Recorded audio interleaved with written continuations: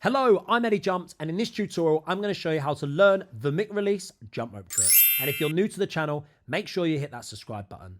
The Mick Release is one of my favorite jump rope tricks. This is where we're going to swing the rope to the side of our body, let go with one hand, carry on rotating that rope while it's in the air, catch the handle, and carry on jumping. And in this tutorial, I'm going to show you how to learn, practice, and progress so you can perform this trick just like me. Rope choice is important. You're going to want to use a beaded jump rope because of its strong handles, plastic beads, thick cord. It will make the rope heavier and give you more control, feedback, and more success. It can be done with a speed PVC rope, but because it's so light and flimsy, you'll find it a lot harder.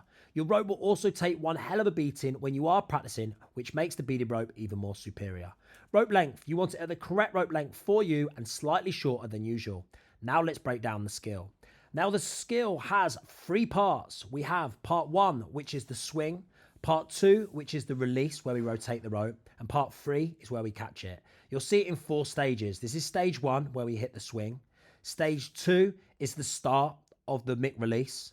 Stage 3 is the second part of the Mick Release. And then stage 4 is where we rotate that rope and catch the handle. I want you to practice the Mick Release by catching the rope underneath your toes.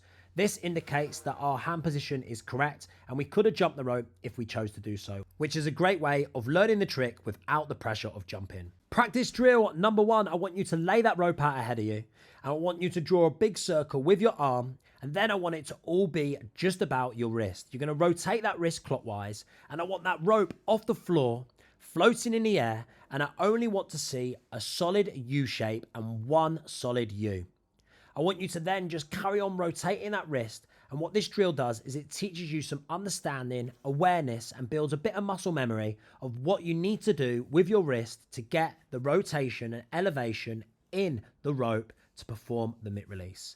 Once you get confident with this, I then want you to bring the rope to the side of the body and see if you can stand upright whilst creating that U shape beside you. You do not need to be perfect at this drill or be able to catch the rope like I'm about to now. This is just a warm-up drill. There are different ways to let go of the rope when performing the Mick Release, but we are going to use my favorite, which is the Mick Pop method. This is the position of your handle on your wrist before you let go. And it is so important you get this correct. This is the exact position of where the handle wants to be. And what I want you to do is throw that rope over your head and create this side swing position where the handle rests on top of the wrists. And just do this over and over again to make sure that you get the consistency of seeing that position and placing that handle on top of your wrist. Don't let go just yet. We're then going to move on to the release. And this is where you're going to do exactly the same, except you're going to let go. As soon as you let go, you're then going to feel the momentum of the rope. Once that rope clips the floor and you let go, carry on rotating in the air.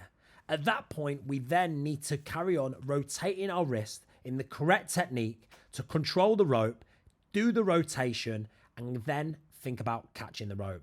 To do this rotation, once you let go, I want you to think about drawing a big circle with your wrist. And then on that second circle, I then want you to rotate the wrist back to the pocket position. Practice drill number 2 is going to build even more control and confidence with what to do when you are rotating that rope. I want you to lay the rope next to you, and I want you to get drawing that big circle with your wrist, and then on that second circle, return your wrist back to the pocket position and try and catch the rope underneath your foot as well as catch the handle. Don't worry if it looks like this when you first start practicing this drill, because over time you'll be able to do it like this, and it is going to help gain even more confidence with your Mick Release. Now let's talk about the catch, which is the final part of being able to perform the Mick Release jump rope trick. We want to be able to catch as close as we can to the handle and catch the rope underneath both feet. But when you first get close to unlocking this skill, just catching any part of the rope is a massive success and is an early sign that everything that you are doing is syncing together. Then, with more confidence, with your turning arm and making sure that that turning arm really returns back to the pocket position and doesn't just freeze in the air, you'll then be able to perform the Mick Release and get a better, closer handle catch and catch the rope underneath both feet, which indicates we could have jumped the rope if we chose to do so. Expect to spend a lot of time practicing the Mick Release over and over again until it finally sinks together and you learn what to do. The reason why it's one of my favorite jump rope tricks is because I spent hours practicing it over and over again until I could finally unlock it, which makes it even more rewarding. So be patient and take your time progressing using these steps in this video. Once you can perform the mick release, we want to carry on leveling up our skills by progressing to jumping the rope after the catch.